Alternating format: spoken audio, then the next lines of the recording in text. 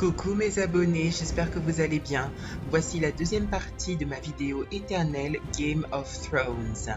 Alors on va conclure avec les familles Targaryen et Stark, la famille royale actuelle. Donc je vous souhaite bien du plaisir en regardant cette vidéo. Enfin, ce sera des petites photos, un enchaînement de photos pour plus de praticité pour moi. En tout cas, profitez bien, bon visionnage, plein de bisous à tous. Alors, côté Targaryen, souvenez-vous, la folle Daenerys est arrivée à Port-Réal avec son dragon et ses armées, et elle avait fait le choix de tuer la population, massacrer en une journée des milliers de personnes justement innocentes qui vivaient à Port-Réal et qui n'en avaient vraiment pas besoin. Alors donc elle a prouvé qu'elle était un véritable tyran dans la même lignée que son père, Aerys II, le roi fou. Alors donc voilà, hein, moi personnellement j'avais vu venir depuis des années, je sentais la chose venir. Tous les fans de Daenerys ont été surpris. Personnellement, ça n'a pas été du tout mon cas. Donc comme vous le voyez là dans cette image, elle a ravagé donc Port-Réal, hein, qui était clairement en flammes, sachant que les flammes de Drogon, son dragon, sa sale bête, ont activé les bombes de feu grégeois qui étaient déjà enterrées par le passé par le roi fou, son père Aerys. Donc du coup, en gros, elle a fait exploser les bombes de papa, que papa avait installées sous la ville, pour faire exploser tout le monde. Bravo, franchement moi je dis bravo. Pour celle qui se la jouait sauveuse, eh bien elle se révèle en tant que tyran. Un véritable monstre qui a passé tout l'épisode 5 de la saison 8 à massacrer. Et elle s'est rapprochée du trône, donc c'était son objectif, hein, n'est-ce pas, depuis la saison 1. Bon, c'est sûr qu'elle a fait mieux que son frère Viserys, hein, parce qu'elle est arrivée jusqu'à Port-Réal, elle s'est rapprochée du trône d'une manière véritablement dégoûtante, mais elle a réussi à se rapprocher du trône et a au moins touché, effleuré le trône.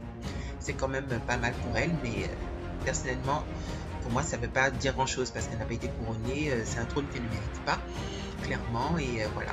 Elle va tout simplement être évincée. Et c'est tout ce qu'elle mérite, personnellement, la Daenerys.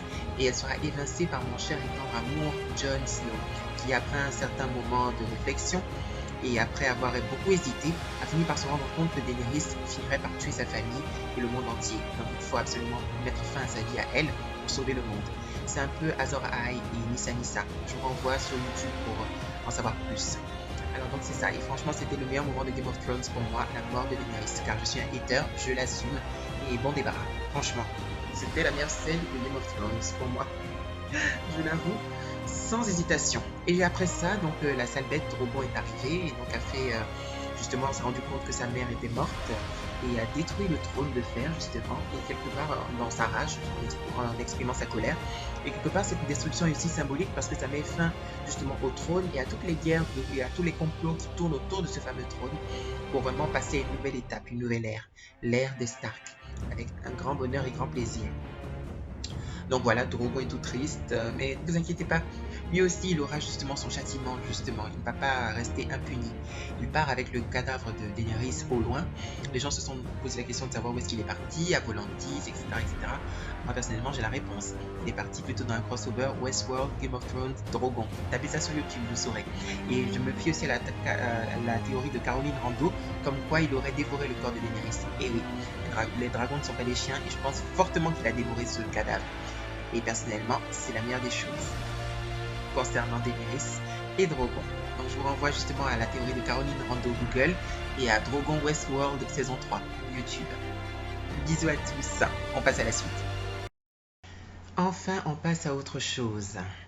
Avec le règne d'un nouveau roi, le roi Bran Stark. Et oui, c'est ce jeune enfant qui a tout perdu au début de la saison 1. Rappelez-vous, qui a perdu l'usage de ses jambes, qui est devenu invalide à cause de Jaime Lannister, qui devient le nouveau roi élu par tous les seigneurs et dames de Westeros. Oui, c'est vrai que je ne l'ai pas vu venir, comme de nombreuses personnes, mais finalement, Bran a quelque chose de tellement spécial. C'est un handicapé qui a survécu à ses voyages au nord, qui est devenu la corneille à 3 yeux, la mémoire du monde de Westeros. Et donc il est très important, car grâce à ce savoir, cette puissance voilà, mentale, psychique, il pourra justement apprendre des erreurs du passé et faire mieux pour guider son peuple vers un avenir glorieux. Oui, c'est ça. Voilà la particularité de Bran. Et c'est vrai que je ne l'ai pas vu comme roi au tout début, mais donné qu'il est de la famille Stark et que reine Sansa Stark est au nord, la reine grande sœur Stark est au nord, le petit frère est roi au sud, le pays sera forcément en paix. puisque c'est Stark au nord, Stark au sud. La famille Stark dirige le pays, et donc c'est la paix assurée. Il n'y aura plus de guerre au sud, il n'y aura plus de Joffrey, il n'y aura plus de Lannister, il n'y aura plus de... Non, c'est terminé. Le roi Bran va pouvoir gérer tranquillement Westeros, reconstruire le pays, accompagné de sa nouvelle équipe, Davos, Bronn, Brienne, Samuel Tarly, tous ces gens efficaces, bienveillants globalement, qui justement feront de leur mieux aux côtés du nouveau roi Bran Stark, le roi visionnaire, pour pouvoir gérer au mieux Westeros et permettre la reconstruction du pays, car c'est de ça que Westeros a besoin, et rien d'autre. Donc franchement, bravo roi Bran Stark, bravo, c'est magnifique, un incroyable parcours mystique, magnifique. Ah, on arrive enfin sur le cas de la jeune Arya Stark, princesse de Westeros du nord au sud. Regardez sur cette photo, c'était à l'épisode 5 de la saison 8. Elle avait survécu à la folie de la folle Daenerys. Elle a failli se faire tuer plusieurs fois, mais elle a survécu. Elle a essayé de sauver le peuple sans succès malheureusement, mais elle a fait de son mieux pour survivre et s'enfuir de la ville à ce moment-là. Que d'épreuves, justement, traversées par cette chère Arya Stark.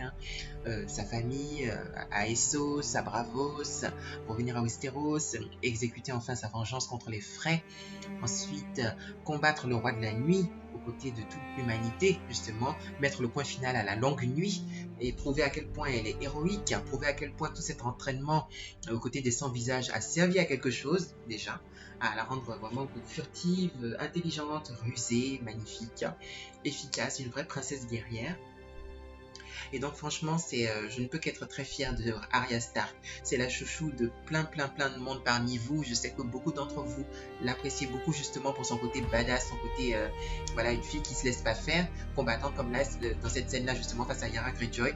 Elle remettait Yara Greyjoy à sa place, qui critiquait un peu trop Jon Snow. C'est le frère d'Arya, donc attention, pas touche.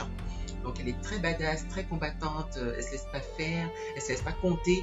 Elle a toujours combattu justement en pensant à sa famille, même quand elle était chez les 100 visages, elle n'a pas pu être personne. Elle est toujours restée Arya Stark de Winterfell, la combattante, la princesse, l'héroïne de Winterfell. Voilà, elle a vraiment fait de son mieux pour se battre pour sa famille et elle a toujours été sur un chemin de vengeance, surtout avec tout ce que les Lannister ont fait à sa famille, la mort de Ned Stark à cause de Joffrey, Joffrey même qui a failli la tuer à l'époque, à la saison 1, toutes les actions de Cersei et tout qui justement est contre Sansa, contre les Stark en général. Donc Arya avait beaucoup de vengeance en elle, beaucoup justement cet esprit de rendre le coup, comme elle a fait au Frey justement, en l'honneur de sa famille Stark. On comprend tout à fait, parce que les Stark ont tellement subi des choses. Mais après justement la guerre de Port-Réal et la mort de Daenerys, grâce à Sandor Clegane, elle a compris qu'il n'y a pas que la vengeance dans la vie et qu'il faut passer un peu à autre chose. C'est ce qu'il aura appris. Donc là, c'est la jolie scène très tendre, très émouvante, justement où elle dit adieu à Jon avant de justement se lancer dans un nouveau projet. Ce projet justement d'explorer les terres à l'ouest de Westeros, ces terres que personne n'a jamais explorées. Et donc du coup, où normalement il y a 3 collines avec les noms Targaryens là-bas, mais bon, je vous renvoie sur YouTube pour ça. Vous regarderez, vous ferez vos recherches vous-même. En tout cas, ce qui est sûr, c'est qu'elle va explorer, elle va justement passer à autre chose. Elle va aller loin, parce que Arya, c'est ça, c'est quelqu'un qui justement d'original, qui justement a son propre chemin. Elle n'a pas voulu devenir la femme de Gendry. Elle avait tout simplement envie d'indépendance et de liberté. Voilà, c'est un peu un électron libre, Arya. Donc voilà, on l'aime bien pour ça aussi, justement. On la kiffe pour ça.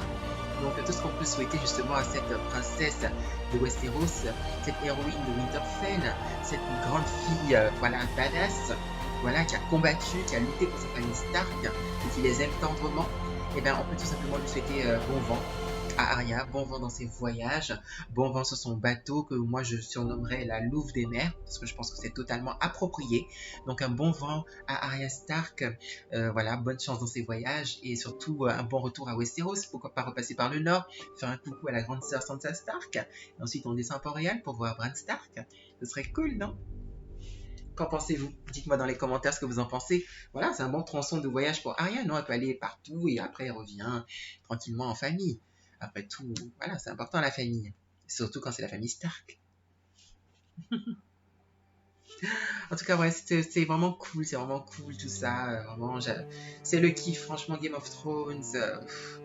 Que du bonheur de voir les personnages évoluer si bien.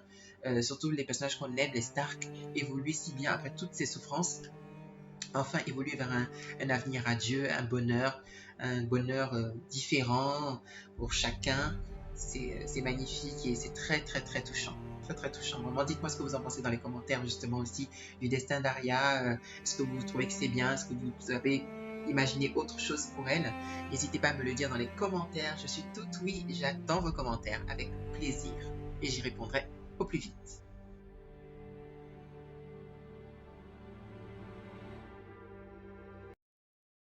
Ouh, John, mon amour de John, mon héros de Westeros.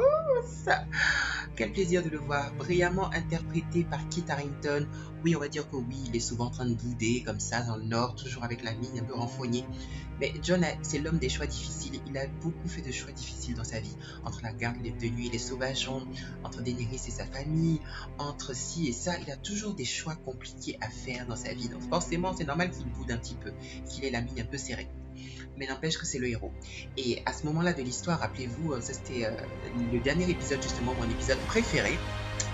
Il s'est rendu compte que justement, sa patronne Daenerys et tante aussi, hein, vous savez que c'est sa tante, donc d'un côté Targaryen, n'est-ce pas? Donc elle commençait à déraper et il sentait qu'elle devenait un peu trop totalitaire, tyrannique, bizarre. Mais son sens de l'honneur, digne de Ned Stark, le pousse à justement continuer à obéir à Daenerys parce qu'il a peine de nid, parce qu'il a ployé le genou en français devant elle. Donc il se dit c'est sa reine, c'est sa reine, c'est sa reine et on peut rien faire d'autre parce que c'est sa reine. Ah oui, ce côté c'est sa reine, là je sais que c'est quelque chose qui a beaucoup fatigué beaucoup de fans. Hein. On avait marre de l'entendre répéter It's my queen, c'est ma reine, c'est ma reine. Et donc à cause de ça, il peut rien faire. Mais attends, il fait plein de choses en fait. Elle fait n'importe quoi. Et c'est tout comme à l'époque du roi fou. Moi je pense que la folie, une fois que ton patron devient fou, c'est la limite de la loyauté. Tout comme quand le roi fou est devenu totalement dingue et qui tuait les innocents n'importe comment, il versait le sang des Stark, etc. Ben, il est fou, donc c'est la fin de la loyauté. Donc Jaime Lannister l'a dégagé, le roi fou. Donc là, c'est pareil aussi pour Jon Snow. Si Daenerys pète un câble, ce qui est évident, ce qu'on a vu, c'est la fin. Elle n'est plus, elle n'a plus l'état d'esprit, la sainteté d'esprit. Ça va plus. Donc du coup, on n'a plus besoin de lui obéir. On n'a plus besoin de suivre ce qu'elle fait. Parce qu'elle va continuer à verser du sang sans arrêt puisque c'est ce qu'elle adore faire. Et Tyrion, à ce moment-là, justement, s'en est rendu compte aussi. Puisqu'il lui avait proposé justement le choix à Daenerys, une fois que les cloches avaient sonné, d'éviter justement de massacrer la population, de justement arrêter la guerre et faire ce qu'il faut en tant que nouvelle reine de Westeros et tout. Mais évidemment, Daenerys n'a pas écouté. Elle a versé le sang des innocents, elle a tué n'importe comment tout le monde. Donc du coup, Tyrion s'est senti choqué, vraiment choqué, ahuri de voir à quel point elle est folle en fait. À quel point elle n'hésite pas à verser le sang pour son soi-disant délire de folle. C'est pour ça qu'il a commencé à parler à Jon en disant que oui, ben, le devoir c'est la fin de l'amour, vous êtes un homme de la garde de nuit, vous avez le sens du devoir, le devoir d'un homme de la garde de nuit comme vous, c'est de protéger justement le royaume de la menace actuelle qui est Daenerys. Et donc même si Jon ça le tourmentait justement de passer à l'acte, passer à cet acte, parce qu'il a bien compris de ce dont il s'agit, mais au fond, Jon sait très bien qu'il faut le faire. Il sait très bien qu'il faut tuer Daenerys en fait, parce qu'il n'y a pas d'autre solution. Tant qu'elle est vivante, il y aura la guerre. Tant qu'elle est vivante, les innocents vont souffrir. Tant qu'elle est vivante, les gens vont mourir. De manière sans arrêt en fait, intempestive. Tout le monde va mourir, il n'y aura que des squelettes et des cendres humaines partout. On ne peut pas laisser faire ça. C'est pas le but en fait. Donc c'est pas le but pour les personnages bienveillants quand même dans l'univers de Game of Thrones. Et donc Jon va quand même réfléchir. Il va quand même beaucoup hésiter parce que oui, l'honneur. Mais quand Tyrion va lui dire, mais attends, il y a des sœurs aussi qui sont en jeu. Sansa et Arya n'aiment pas Daenerys en fait, elles se méfient d'elle. Donc si elles contredisent Daenerys, forcément Daenerys finira par les tuer. Tu vas laisser tuer ta famille? Tu vas laisser Daenerys tuer ta famille? Tu vois, c'est... Voilà, donc ça fait réfléchir. Vous, à la place de Jon, qu'est-ce que vous auriez fait? Qu'est-ce que vous auriez fait? Posez-vous bien la question. Qu'est-ce que vous auriez fait dans sa situation? Vous allez laisser la folle Daenerys tuer votre famille, ou vous allez plutôt protéger votre famille et tuer Daenerys? Entre les deux. Quelle que soit l'image que Daenerys a, quelle que soit la soi-disant pseudo-image d'héroïne qu'elle a, c'est un monstre. Au fond, c'est un monstre.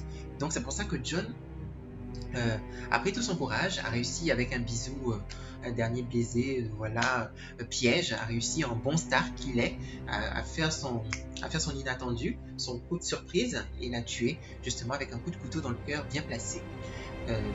Clairement la meilleure scène de Game of Thrones pour moi. Franchement, donc, vous savez ce que j'en pense. Et donc en faisant ça, justement, enfin, il libère Westeros. Westeros est enfin libre, enfin en paix at last. En paix. Je reprends mes mots, enfin en paix. Tellement je suis content en fait, parce que je me dis, elle en a trop fait en fait. Elle en a trop fait. Elle n'a rien compris à ce que c'est que d'être une dirigeante. Elle n'a rien compris du tout. Elle est trop tyrannique, elle a tué trop de monde n'importe comment.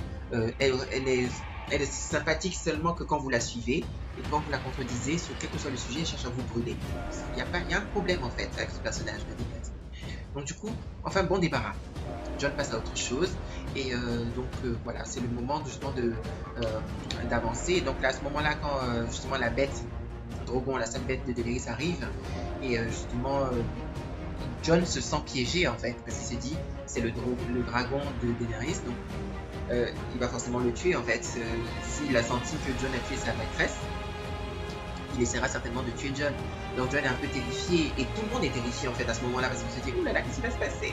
Le dragon va le tuer et tout, oh là là, Jon, alors qu'il vient à peine de sauver le monde, s'il se fait tuer, franchement, déjà, sachant qu'il est déjà mort, rappelez-vous, il est mort à la fin de la saison 5, pour être ressuscité un peu en début de la saison 6. S'il faut qu'il revienne remourir encore, c'est un peu complexe. Donc du coup, moi j'avais assez peur aussi pour Jon à ce moment-là, un peu comme tous les fans, je suppose. Et finalement, on s'est rendu compte que non, Jon ne va pas mourir. C'est pas dans son destin de mourir en fait, parce que Jon est spécial, vous voyez, il est très très spécial. Il est revenu à la vie en fait pour ça, pour tuer Daenerys, mettre fin à ce feu de la folie. Et une fois il survit, car Drogon lâche son feu, justement lâche sa colère, sachant que sa mère est morte, lâche son feu, sa rage, un peu n'importe comment en désordre, et le feu touche le trône de fer et détruit le trône de fer. Donc du coup, c'est une destruction qui est très symbolique, hein, comme je l'ai dit précédemment, parce que ça montre en fait quelque part que c'est la fin, justement, Daenerys est morte, le trône est détruit, le trône avait été créé par un Targaryen, Aegon I avec son dragon Valérian, il est maintenant détruit après la mort d'une Targaryenne, Daenerys, détruit par Drogon.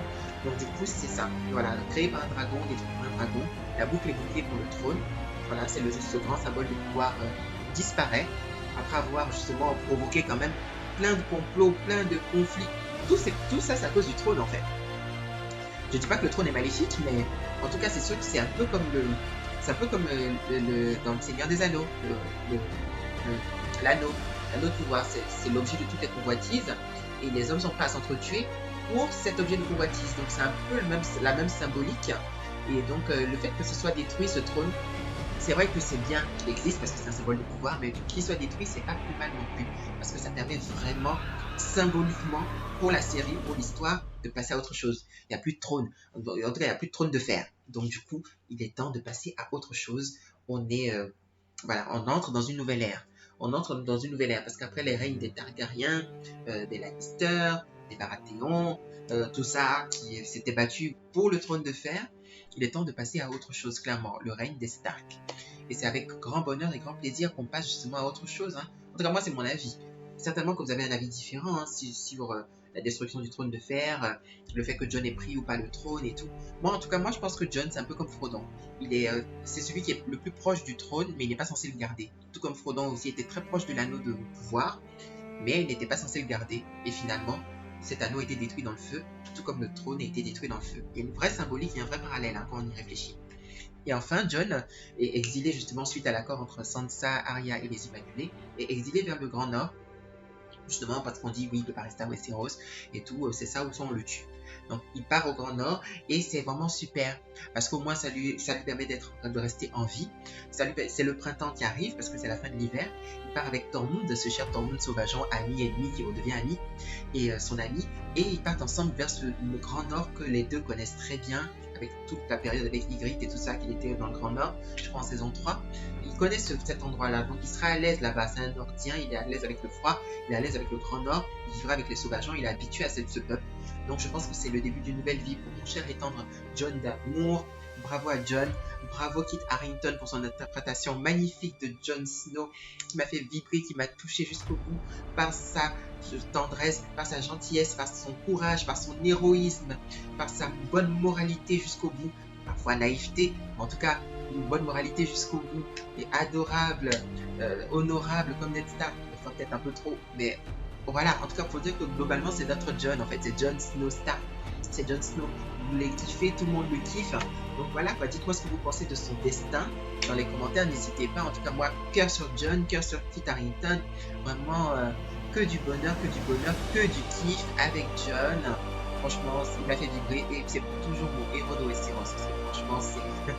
voilà, le fait qu'il ait dégagé Daenerys, c'est son plus grand geste, en fait. Il est vraiment le héros, en fait. Voilà. Et le héros qui va contre ce qu'il veut pour le plus grand nombre. Pour son peuple. Pour justement la nation, pour Westeros. C'est un vrai héros. Il est magnifique. Et je veux que vous reteniez ça. Certes, ce n'est pas un roi dans la série. Il n'a pas eu le trône. Mais retenez que c'est le héros de Westeros. Et le héros, c'est encore plus grand qu'un roi. Donc voilà, il faut retenir ça. Relativiser les choses. Et retenez bien ça, mes chers et tendres abonnés. Et là, c'est le last but not least des personnages, comme on dit en français. Pour finir, le dernier et non des moindres, il s'agit du personnage de la reine Sansa Stark. Quel bonheur, quelle consécration, quelle réussite pour le personnage justement, qui a eu l'un des meilleurs parcours que je pense a été plébiscité plutôt, j'en perds les mots, apprécié par la grande majorité des fans justement, qui dit que Sansa Stark a vraiment très bien évolué de cette jeune fille très fragile, naïve, qui croyait un peu trop au prince charmant, en Geoffrey, n'importe comment, qui justement avec le temps et avec les épreuves s'est endurcie, mais est restée toujours pleine de cœur et en même temps sévère et en même temps ferme, justement pour affronter les ennemis qui étaient en face d'elle, Ramsay, etc., Daenerys, toujours en mettant en avant les intérêts de sa famille Stark et du Nord. C'est ça la reine Sansa Stark. Et là justement c'est le passage de son couronnement, ce passage glorieux, magnifique pour le personnage, avec cette robe tout en symbole, déjà qui commence avec les symboles de l'arbre Baral. Vous voyez ces arbres avec les visages et les feuilles rouges qu'on voit souvent dans le bois sacré des Stark. C'est un symbole très fort justement des Stark et du Nord. Et donc forcément, toute la robe de Sansa, la robe de reine de Sansa Stark, contient tous ces symboles-là pour faire penser au Nord, à sa famille. Donc là, c'est les branches de l'arbre qui étaient sur sa poitrine, voilà, un peu le corset. Et là maintenant, ce sont les feuilles rouges justement avec des paillettes pour faire bien joli.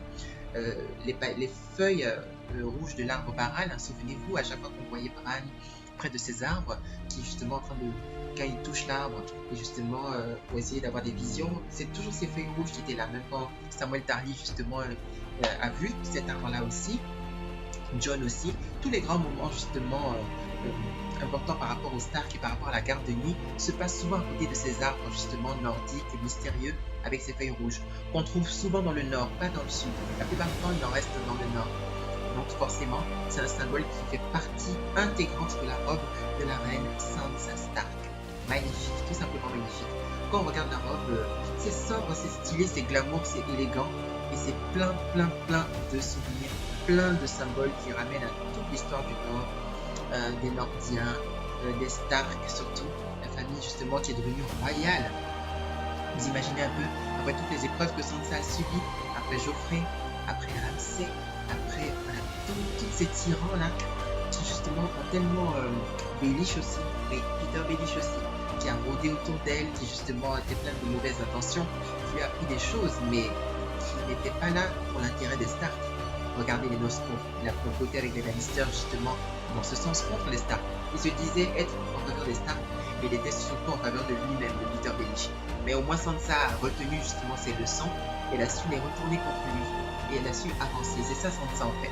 Elle prend le temps à apprendre. Elle dit oui, je suis lente à apprendre, mais j'apprends. Elle prend le temps d'apprendre, de comprendre les choses, mais une fois qu'elle a retenu, c'est terminé. Hein. Et elle s'en sert de manière très rusée, très intelligente, très fine. Du coup, de sorte à pouvoir justement make the best of the situation. Voilà, tirer parti de chaque situation. Savoir quand dire la vérité, savoir quand enjoliver, savoir quand mentir quand il le faut. Parce que ne faut pas s'y tromper, hein. Westeros, c'est un monde, c'est pas un monde, c'est pas tout blanc tout noir en fait. C'est comme le vrai monde en fait. Il faut de la diplomatie, il faut de la ruse, il faut de la stratégie pour survivre. Voilà, et il faut aussi être bien intentionné, parce qu'il ne s'agit pas simplement de comploter à tout va, parce que les complots après ça se retourne contre soi-même aussi. Surtout parce que c'est un peu comme une histoire de karma. Hein. On envoie du bien, on reçoit du bien. On envoie du mal, on reçoit du mal. Donc il faut justement prendre en compte tout ça et avoir un minimum de bienveillance quand même et de ruse pour survivre à Westeros et pouvoir évoluer. Et c'est le cas de la reine Sansa Stark. C'est magnifique de pouvoir dire qu'elle est reine. Hein. C'est magnifique. Certains disaient, ouais, mais on l'a pas vu venir, on comprend pas et tout. Comment ça se fait, Sansa est la reine et tout. Mais si vous voyez bien sa progression, déjà à partir de la saison 7, la manière dont elle s'occupait du Nord, la manière dont elle gérait les ressources du Nord pour lutter face aux marchands blancs, ça se voyait qu'on sentait le leader en fait, on sentait la dirigeante en fait, qui prend soin de son peuple, qui prend soin de renforcer les armures, qui prend soin d'avoir de la nourriture, qui prend soin de voilà, tout ce qui est la logistique et la vie du château, elle gère en fait, et elle le gère bien. Et donc les forces du Nord, les forces du Val, tout le monde la respecte, tout le monde, en plus c'est la fille de Ned Stark, donc ça fait aussi une bonne presse pour elle. Donc forcément, elle était déjà reine en fait, mais c'est juste qu'elle n'avait pas le titre encore. Mais déjà, tout le monde la suivait, tout le monde l'écoutait, tout le monde la respectait. Et donc voilà, elle a bien géré le Nord en l'absence de Jon. Ça lui a permis de faire ses preuves, justement. Et elle a clairement fait ses preuves, puisque une fois que toutes les guerres sont terminées, que Daenerys est morte, et que roi Bran Stark prend place au sud, voilà, elle a réussi à avoir l'indépendance du Nord. Donc ça encore, c'est un autre point qui est rajouté à elle. Ça lui permet justement de permettre que le Nord soit un peu plus préservé, pas forcément obligé de s'engager par serment d'allégeance au roi Bran Stark ou quoi dans les nouvelles guerres du Sud. Le Nord sera dans son coin, à sa place, de son côté. Et c'est seulement si la reine Sansa Stark donne l'autorisation que les forces du Nord partiront en guerre et pas autrement. Voilà. Voilà, et donc ainsi le Nord et ses traditions, voilà, de bienveillance, voilà, de chaleur humaine, de loyauté seront préservées. Et la reine Sansa Stark représente l'avenir de la maison Stark. Oui, l'avenir de la maison Stark. Moi, je me plais à imaginer que si par exemple Sansa épouse un homme, il pourrait être un Nordien, et il pourrait, vu que c'est elle la reine régnante, il pourrait lui prendre le nom de la famille Stark. C'est vrai qu'en général, c'est les filles qui prennent le nom des maris, mais là, vu que c'est une reine régnante, moi j'aime bien imaginer que c'est le mari qui prendra son nom. Ça arrive, ça arrive. Dans certaines royautés où les femmes sont mises en avant, ça arrive que les maris prennent le nom des femmes. Et je pense que pour pouvoir faire survivre la famille Stark, justement, ce serait bien que justement elle épouse un seigneur nordien, peut-être, par exemple, et puis voilà, et puis prennent le nom de la famille Stark et ensemble nous pourrons faire naître une nouvelle génération de Stark, pourquoi pas. Ça c'est ma théorie, c'est mon imagination. Peut-être que vous avez d'autres idées, n'hésitez pas à me les dire dans le commentaire par rapport au destin de la reine Sansa Stark, comment vous l'imaginez, célibataire, marié, plein d'enfants, pas d'enfants. À vous de me dire, je vous attends dans les commentaires. En tout cas, c'est un vrai moment de bonheur pour moi parce que Sansa, je l'ai aimé de manière progressive, un peu comme Jon, un peu comme Bran, un peu comme Arya. Ça s'est pas fait du jour au lendemain, c'est au fur et à mesure des actions, des saisons que j'ai commencé à apprécier Sansa Stark et ses capacités de dirigeante. Et donc voilà, et à la fin je me disais mais faut qu'elle ait le trône en fait, faut qu'elle ait le trône de fer, parce que c'est clair que parmi tous ceux qu'on voit, Cersei et Daenerys, c'est clair que Sansa est la meilleure en fait. C'est la meilleure dirigeante, celle que tout le monde respecte, on l'aime quand elle parle, tout le monde l'écoute, c'est clair que c'est elle en fait. C'est clairement la reine, donc c'est pour ça qu'elle a la couronne sur la tête. Une couronne magnifique, argentée, avec le symbole Stark, voilà, des deux loups, magnifique. HBO, bravo.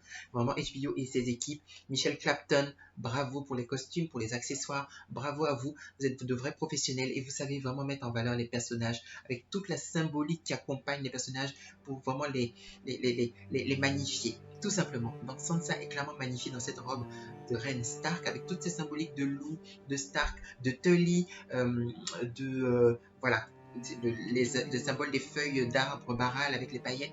C'est magnifique en fait, c'est sobre et en même temps c'est glamour et en même temps c'est très chargé en symboles et c'est ça qui fait que c'est magnifique, clairement magnifique. Un grand bravo à Michel Clapton qui vraiment s'est chargé de tous les costumes, pas seulement que celui de Sansa, de tous les costumes, de tous les personnages dans Game of Thrones. Il a fait un travail mémorable, exemplaire.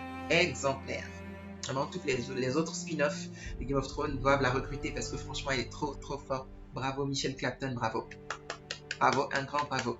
Donc Sansa est magnifique et donc à ce moment, voilà, au sommet de sa gloire, justement, étant couronnée, avec autour justement les Nordiens qui l'aiment et qui la respectent, voilà, qui sauront la défendre, la protéger, l'honorer.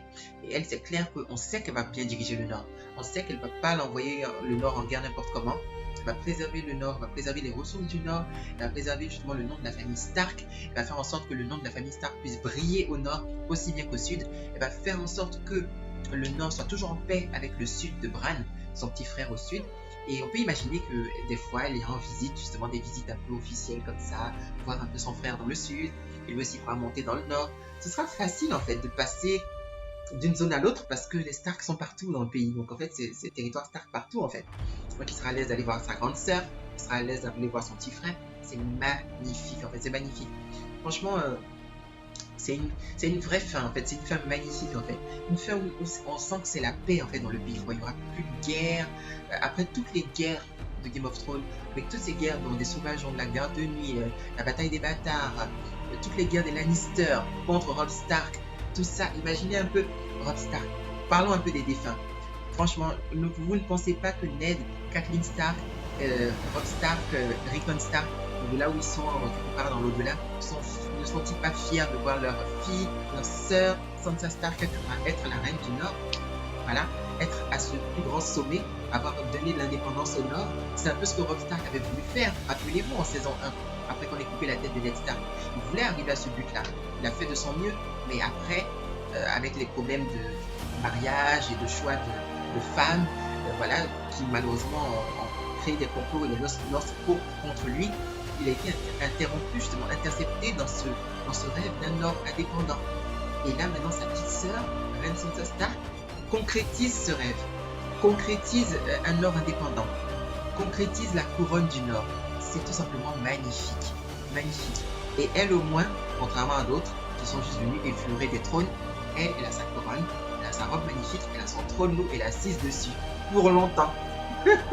Contrairement à d'autres, suivez mon regard, vous savez de qui je parle. Mais je n'irai pas plus loin parce que je me concentre sur ma reine Sansa Stark.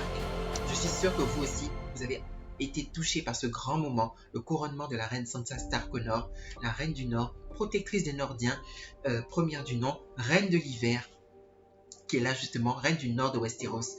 Voilà, le loup rouge de Westeros, la lady de Westeros, la badass de Westeros, la badass du Nord, la badass de Winterfell, la lady de Winterfell, Sansa Stark. On retient ce nom, Sansa Stark. C'est la meilleure. Et oui, franchement, c'était trop fun, Game of Thrones. C'est mon épisode préféré, l'épisode 8, enfin 6 de la saison 8. Bon, franchement, c'est le dernier épisode, c'est vraiment mon préféré. Parce que déjà, les tyrans sont tous éliminés. Les Stark prennent le pouvoir. Reine Sansa Stark est couronnée au Nord. C'est la concrétisation, en fait. La concrétisation, en fait. C'est le point final, la cerise sur le gâteau de tout Game of Thrones et du règne des Stark. Alors franchement, je suis sûr que vous avez certainement apprécié ce grand moment de la reine. Sansa Stark, la reine du Nord, Queen in the North.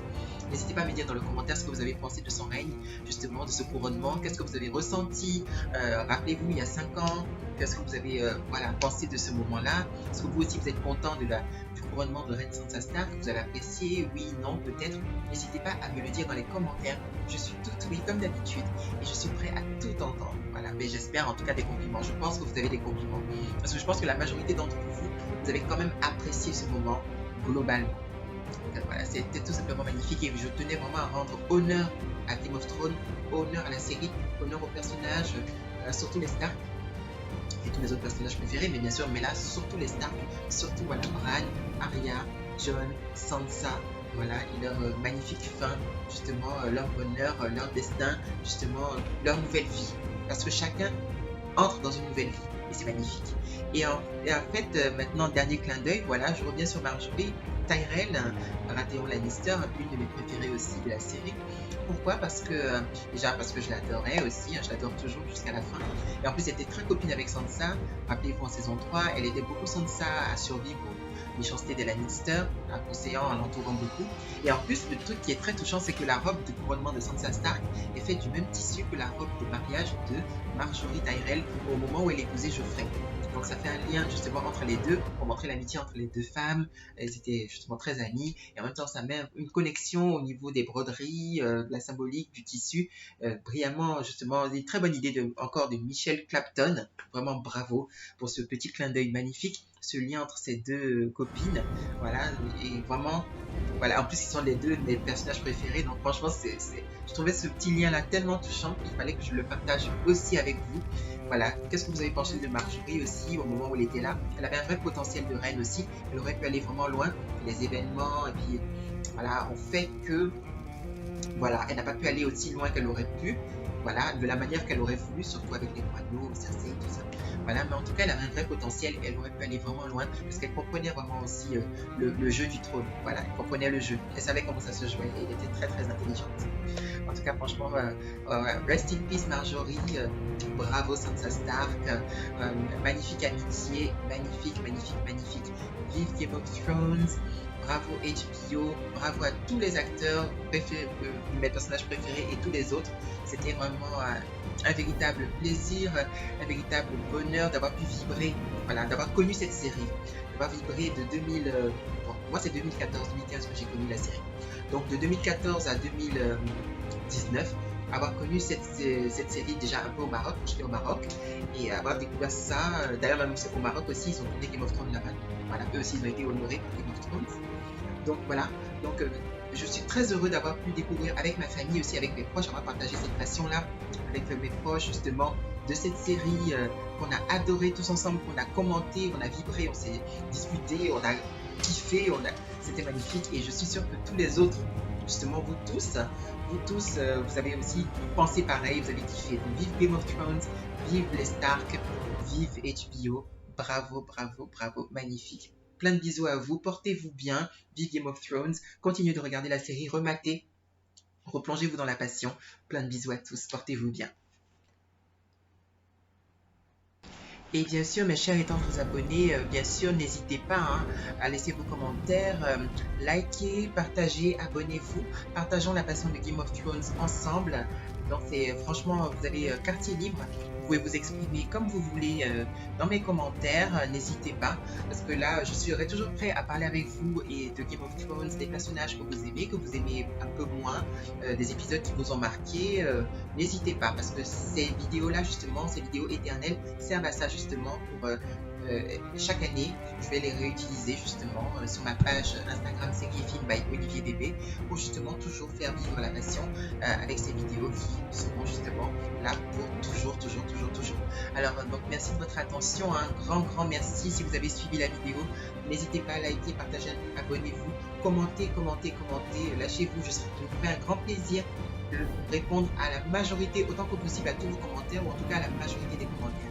Portez-vous bien, gros bisous.